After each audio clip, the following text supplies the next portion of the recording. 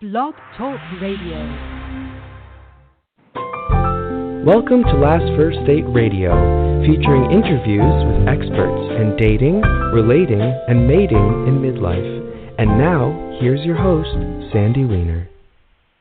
This is episode number 348, How Dating Became a Lopsided Numbers Game. Hi, I'm Sandy Weiner, and welcome to Last First Date Radio, the place to be for creating healthy, lasting relationships in midlife. And today I'm going to be speaking with author Jon Birger about his book, DATE-ONOMICS.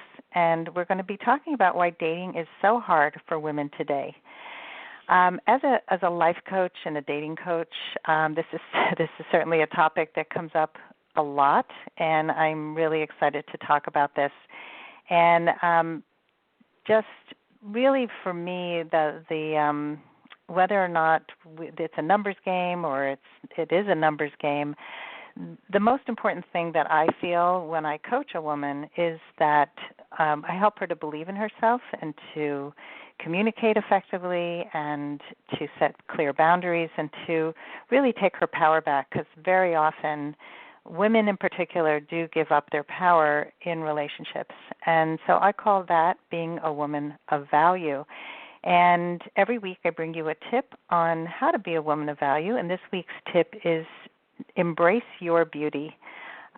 We all have different types of beauty, and I really believe that we have to own the kind of beauty that we have, and it starts within. As a woman of value, when you love yourself and you're confident, you radiate out to everybody. And so it's not about being the perfect size 6 or whatever is considered standard beauty today, being blonde, being whatever. It really is about believing in yourself, having confidence, and radiating that out into the world. And if you want to get more support on being a woman of value out in the dating world over 40, I invite you to join my Facebook group, which is called Your Last First Date. So go over to Your Last First Date, and this is a warm, supportive community of women who really are kind and positive and forward-thinking, not victims, not, just saying a whole bunch of bad things about men. This is a place to come for real support, and we are very strict about how people behave in this group. So if you would like a group like that, come on over to Your Last First Date. And now for my guest, Jon Birger. He is the author of DATE-ONOMICS, How Dating Became a Lopsided Numbers Game. He's a former senior writer at both Fortune and Money. Jon has also written for Barron's, Bloomberg BusinessWeek, New York Magazine, Time, and The Washington Post. He was named one of the power players in technology business media by AlwaysOn Network. He's a familiar face and voice on TV and radio. He's been on ABC's Good Morning America, BBC World Service, CNBC, CNN, lots of C's, MSNBC, National Public Radio, and Fox News. He graduated from Brown University, and he lives in Larchmont, New York, which is very close to where I live. So, Jon, welcome to the show. Sandy, thanks for having me on. My pleasure.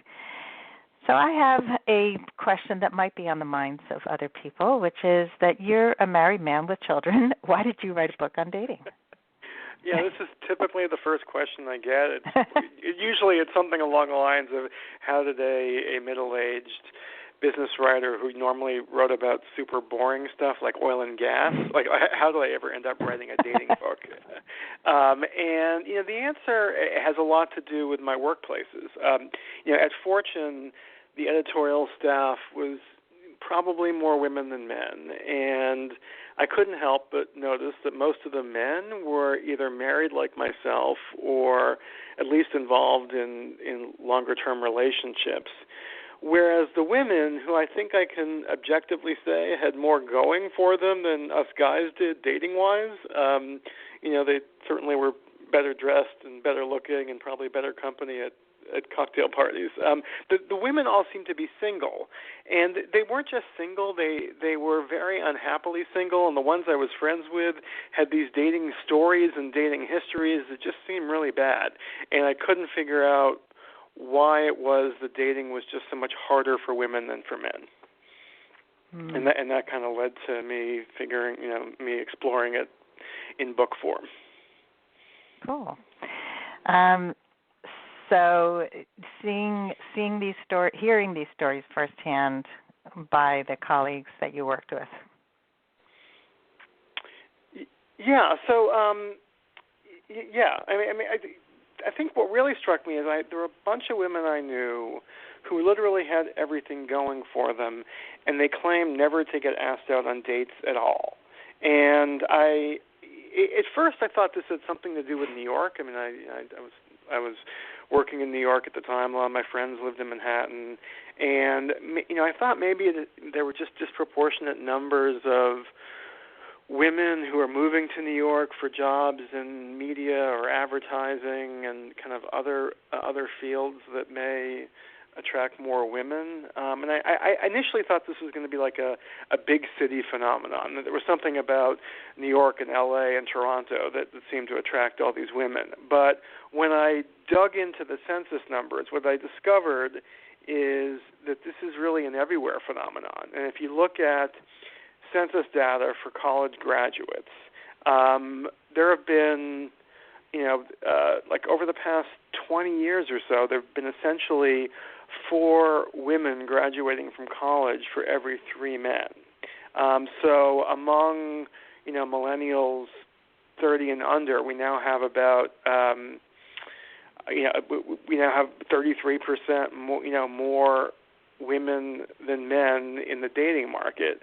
And what my book shows is this doesn't just make it statistically more challenging for women to find a match, but it changes behavior too. So changing behavior how? So there's, what I discovered is that there's been a ton of social science research done by psychologists, sociologists, and the like, looking at how sex ratios affect mating and dating-related behavior. And what they find is that when men are the ones in oversupply, the dating culture tends to be more traditional and more monogamous. But when women are in oversupply, the culture tends to be looser, more sexualized, less monogamous. Divorce rates are higher, marriage rates are lower.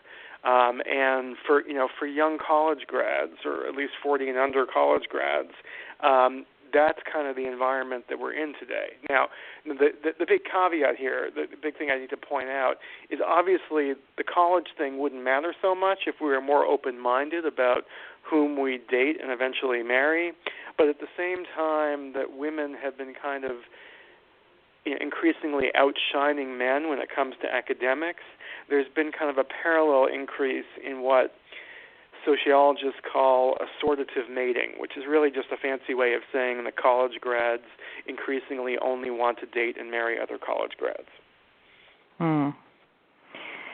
Yeah, and I find this to be a big issue in midlife dating as well, where people tend to look only at how much college somebody has had. And what I see over and over again, and we see this in my Facebook group a lot, where the people who do find love have found love in a package that was completely unlike what they had expected. So when they tossed their list, when they got rid of all of these requirements that a man has to be a white-collar worker, and he has to be a college graduate, and he has to make more money than I make, and all of these requirements, they found that the connection they had with men was much more likely, because connection doesn't, depend on your college degree or where you work, right? So what do you have to say about that? Yeah, I agree with you, and I think, like you, I believe that the list making, so to speak, is a problem, and I actually think the increased popularity of online dating kind of exacerbates the problem, because if you've ever been on sites like OkCupid or Match, there's a lot of screening and filtering that goes into being on these sites, and there's lots of box checking, whether age, income, like you said, dog person, cat person, oceans versus lakes, that kind of thing. You check off all these boxes describing your ideal mate. But in reality, all you've really done is describe yourself, and you haven't really, you don't really just know, or you're not necessarily screening for the person who you are most likely to click with. And in kind of the pre-internet age, when people were meeting in more kind of offline scenarios, like if you met a guy, I don't know, at a New Year's party or church or something like that, and you hit it off, the fact that he's a couple years younger or didn't finish college, if you hit it off and there was some chemistry, it wouldn't matter. But it's possible that if you're dating online, you never even would see the dating profile of guys like that who you actually would click with. Mhm. I so agree with that. And I that's why when I coach a woman and I work with her on her online dating, I will actually share a screen with her and we do video chatting, and I go on her profile and I do the search with her, so that all these people who she would never look at, she's now looking at, because she has different criteria with which she's dating, and they have to do with character and not how tall he is and how much money he makes. And so that, the thing that's also really interesting is that your college degree doesn't guarantee how intelligent you are. Your amount of money you make doesn't guarantee how responsible you are with money or how much money you actually do have. These are, really things that push people into the wrong direction when it comes to finding a match. Yeah, no, it definitely is true of how much money you make. I mean, when I'm on the road giving book-related or dating-related talks, I frequently mention that given how much I paid my plumber last year, I guarantee he makes more than I do. And actually, I've seen him driving around in an Audi, so I am certain he makes more than me. And I think there is this notion out there that contractors or plumbers, electricians, or even firemen or policemen, people like that they they're poor, and a 40-year-old policeman, with overtime could definitely be making $100,000 a year or more. Plus, if he didn't go to college, he's not saddled with tens of thousands of dollars in college debt. And also, maybe he can, fix your sink in ways that I could not. That's a helpful thing. Yeah. Yeah, it's a really, really good point. And I think that, I had a client once who made a lot of money, and she had been dating a guy who was a school teacher, and she just assumed that she was making much more. So she always offered to pay. And she was a little resentful, and she had a real people-pleasing issue. I mean, we worked really hard on this, and she never spoke up either. And so with our work together, she had broken up with this guy because she just kept saying, I'm doing everything. I'm going out of my way for him. I'm doing this. I'm doing that.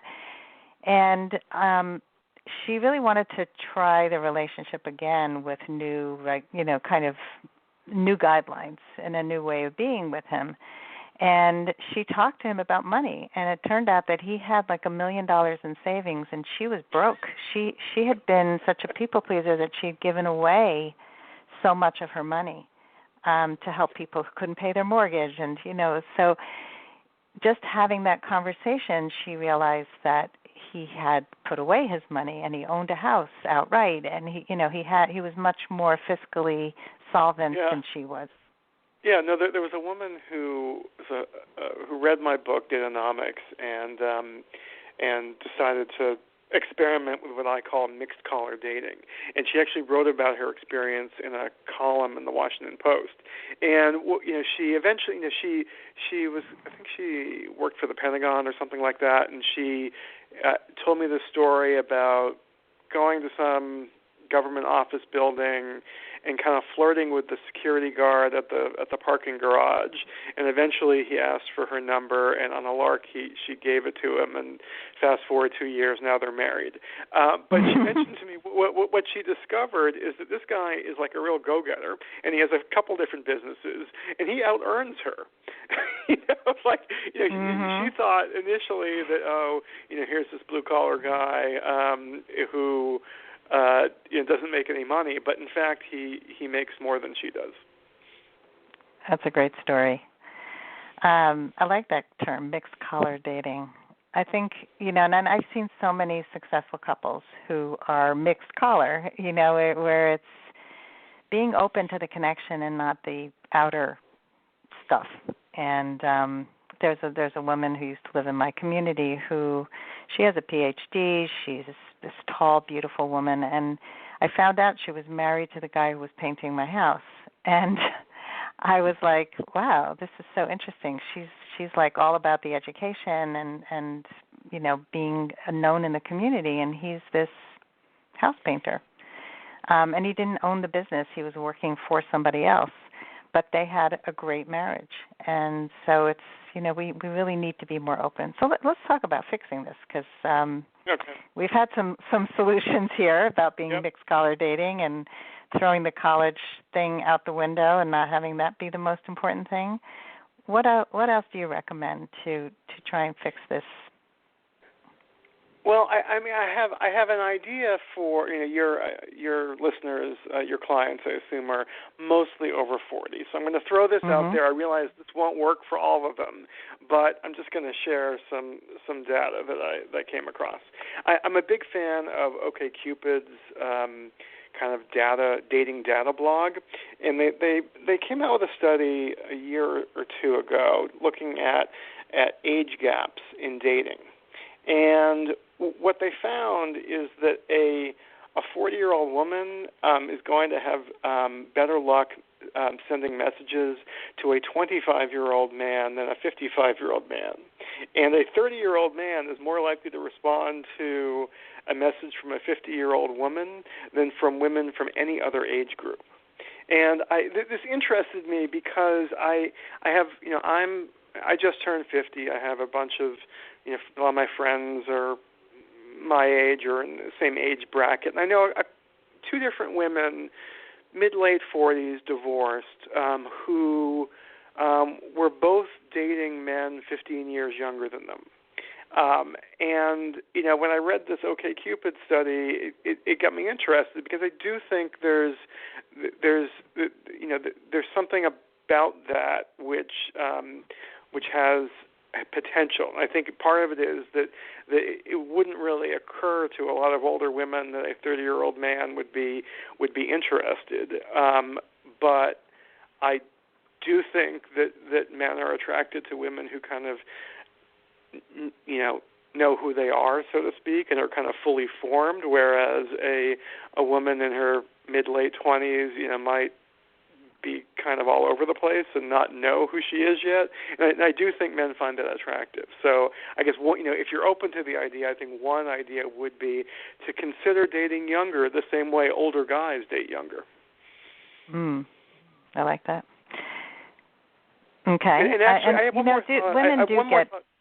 Yeah, go ahead. I just want to say to that point that a lot of women do get approached by much younger men, and they discount it thinking they're just after sex or something. So what you're saying, it could be, but it could also be that these men are really interested in dating a more mature woman who knows who she is and knows what she wants and fully formed. The two women I'm friends with who I'm thinking of, these were not like 1 week flings or something. These were, year-long relationships. So But one other thought on this, and I think this kind of maybe refers back a little bit to the mixed collar relationship thing that we just discussed.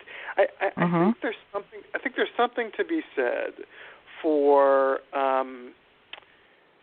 couples that aren't exactly in the same place in life.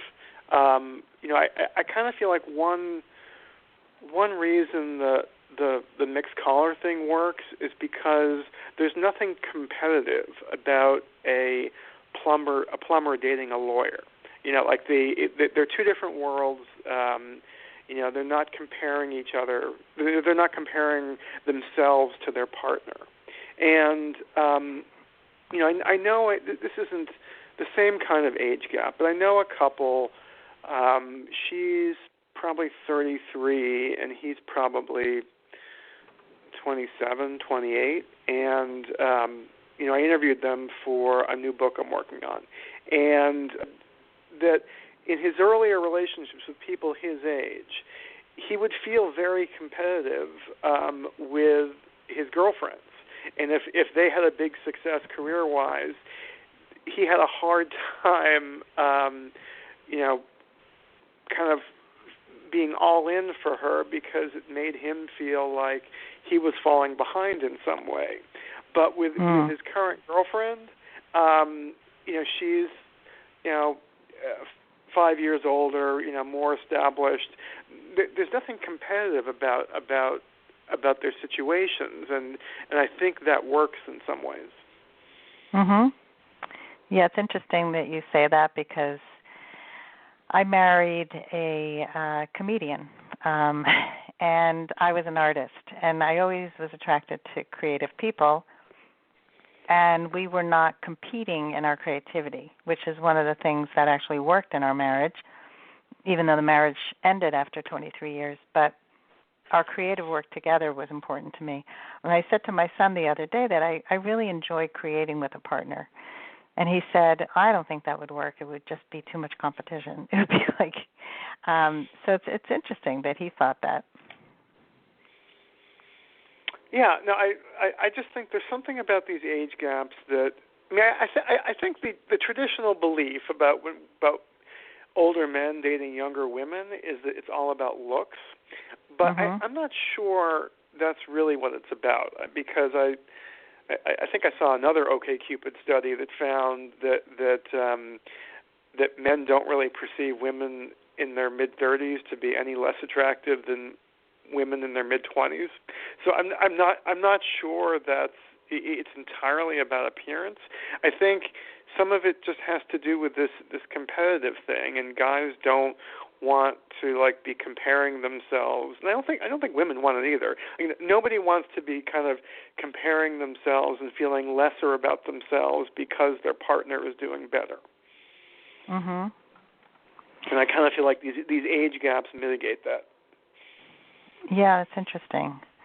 And I do think as a lot of people when they get older, especially if they've been alone for a long time, they tend to be super critical of a potential partner, and he has to sort of pass through a whole bunch of hoops in order to qualify.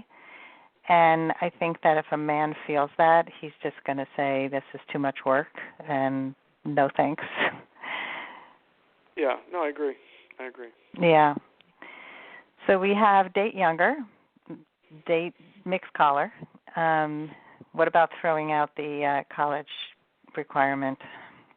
Yeah, no, I'm always in favor, particularly if you're dating online, to, I like to call it unchecking the college box, because, as we discussed, if your filter on Match or OkCupid is only selecting people who with a college degree, there are lots of people who you might connect with, who you might click with, who aren't going to show up on your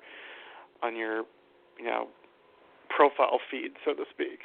So I'm definitely in favor of that. Another idea, and this won't work for everyone. I mean, it depends where you live and what your social situation is like. But I'm not the world's biggest fan of online dating, just because I feel like it's an inefficient use of time. I think the average Tinder user spends 90 minutes a day on Tinder, and my thumb hurts just thinking about this. That's a lot of minutes. It really is. I mean, people spend more time on Tinder than they do on Instagram, and it's again, this won't apply to everyone, but I feel like there are a lot of people who actually, singles who know people who they would be compatible with, but just haven't worked up the gumption to ask them out. And it's there's kind of, because online dating, and there's this separation involved, and you're never really face to face with them. Like the rejection that you experience in online dating isn't. I don't think it's really real. It's like a game, so to speak. It's more of a game, because you're not being rejected by people you actually know. Nobody around you know that this person didn't respond to your message. But if you're flirting with or asking somebody out in the real world, that you are risking something. But at the same time, that you're risking something with somebody you already know, and you have some sense of their values and whether your senses of humor mesh. And I kind of feel like there are lots of singles out there, particularly older singles, who already know people who they might be good with, but they're just kind of afraid to act on it.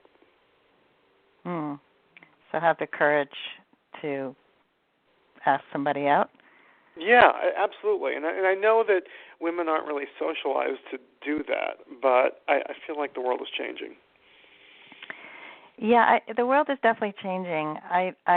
My whole thing when I coach a woman is to have them reach out first online to make first moves in terms of showing interest. I think for me, it's about green lighting. It's about saying, you're safe to come over here and ask me out. And because a lot of people don't give off the vibe that, number one, they're open. Number two, that they're open romantically, that it's just, colleague to colleague kind of conversation. So you have to kind of switch that up too. Right. No, I'm with you, but I kind of feel like online, like every first date online is a blind date, right? I mean, yes, you maybe exchange some messages, but you really have no sense of whether you don't have a good sense of whether you're compatible with the person. That person, by the time you meet the person on a first date, you may immediately discover that he or she wasn't really being truthful about some things. Almost always. the amount of time invested in getting to that first date seems really high, given that you're like starting at square one. Whereas if you take a chance, and yes, if it's somebody you work with, it's going to be awkward if you're guessing wrong. But if this is somebody you work with for 2 years and you've shared lunches with and made jokes with, and already know their values, to me that seems to be a much better use of your time than swiping on OkCupid or Tinder a match for 90 minutes a day trying to get to a first date. I hear you. I think a lot of people don't know people in real life, like especially women who are not working anymore. But but there are people. I mean, we have these questions in my group all the time that I have a crush on a guy at work. What should I do? Should I say anything? And so you're saying just go ahead and let the person know that you're interested. Why not? And nowadays it's so much easier for a woman to do that than a guy, particularly at work, because guys are gun shy about that kind of thing now. A woman who goes up to a guy at work and says, "Hey, we should go out for dinner or get a drink," like there's less risk for her that he's going to be offended. You're saying, like with the whole Me Too consent thing, that it's I think guys are increasingly they're overreacting to Me Too, and I'm not saying they should be overreacting, but they are, and I just think a lot of guys are anxious about doing anything aggressive because they're just worried about the rules have changed, and they're kind of sitting back and waiting to figure out what's okay and what's not okay. And part of it is that women. I mean, if I'm guessing you've read at least one or two of like the traditional dating books, like The Rules and books like that. Is that have you read you've read like this genre before, right? Yeah. Okay. Well, basically, all these books preach the same thing, which is some version of playing hard to get. And the message that these books, and to some extent I think that the culture, I think this is kind of the advice that mothers gave their daughters for many years, the underlying advice or the message that they want women to send to men basically boils down to not interested means keep trying. And they're trying to sort of like, they value persistence in men. And I get it. I get why that might be appealing, but I think you can also appreciate why some guys don't want to be persistent anymore. Mhm. Oh yeah, I talk about this all the time. I personally hate the rules. I feel like they have messed up a lot of people when it comes to dating. It's manipulative. It's about hooking somebody. Yeah. But at the same time, the rules is basically play hard to get on steroids, and all they're doing is taking an idea that's really pretty commonplace and turning it into an even crazier mind game. But I don't think the kind of underlying philosophy is that unique. I mean, this is the kind of thing that mothers have been telling daughters forever. That don't come on too strong. Don't let him know that you like him. That kind of stuff. I mean, this messaging is familiar, and I think we're in an era in which guys actually. Men like women who like them, and I feel like women don't believe that to be true. Men like women who like them. Yeah, that's a good way to put it. If you play too hard to get, again, it's going to be too hard, and it's not going to work. And especially in this fast-paced world we live in, people don't give second chances and third chances. It's that immediate first impression, especially in the online dating world. And I think, what I tell women is at this age, men are often tired of making all the first moves. Like they don't want to be rejected all the time. They don't want to be the one always asking out on first dates and initiating every single part of the dating process. And so times have changed, and I think people have to really adapt to that. I'm with you. Yeah. Any last tips before we let people know how to find your book and all the good stuff? I mean, this is one of these things. Bits of advice that's certainly not for everyone. But one of the things I do discuss in DATE-ONOMICS is that if you were thinking about relocating anyway for work or something like that, but there certainly are parts of the country that are more female-friendly in terms of sex ratios. Looking at ratios of college grad women to college grad men. In general, as you head from the East Coast to the West Coast, that imbalance, the sex ratio imbalance between college grad women and college grad men tends to get milder as you head west. So, I mean, the extreme outlier is San Jose, California, which is essentially Silicon Valley, where you have all these, lonely single male engineers and all these,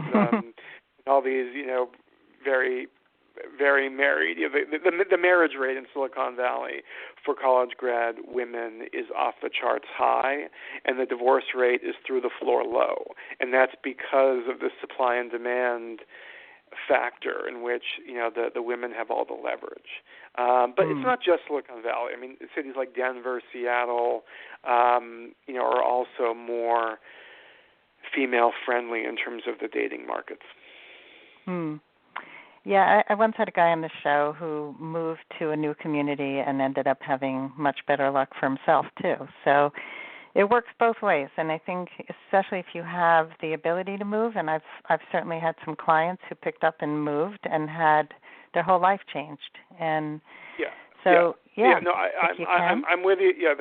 That's the message. I'm certainly not telling a 40-year-old woman who has a whole life and career and set of friends and maybe extended family in New York that they must pick up and move to Denver. I mean, I realize that's not going to happen, but if you're if you are in kind of a place in your life where a relocation was something you were contemplating anyway, yeah, maybe this is a possibility.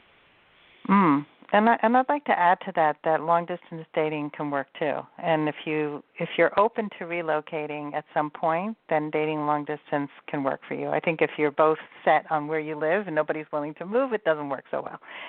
But that's happened for a lot of people where they met somebody who lives across the world and it worked out. Takes some skills to navigate it, but it definitely can work. I think particularly for older couples, yeah. Yeah, especially empty nesters who have much more flexibility. Yeah, I mean, it's like explore the outer edges, which you have not explored yet. I'm a big proponent of that. So these are great tips, Jon. Thank you, and it's a really interesting conversation. And where can people find you and your book? You can find me on most social media. I'm Jon Birger 1 on Twitter, JonBirger, the number 1 on Twitter. My website is DATE-ONOMICS.com with no hyphen. You can find my book, DATE-ONOMICS, on most online booksellers, Amazon, Barnes & Noble, Walmart, Target. You can, the book is pretty widely available online. Hopefully your local bookstore has it too, but I can't guarantee it. Come on, guarantee it.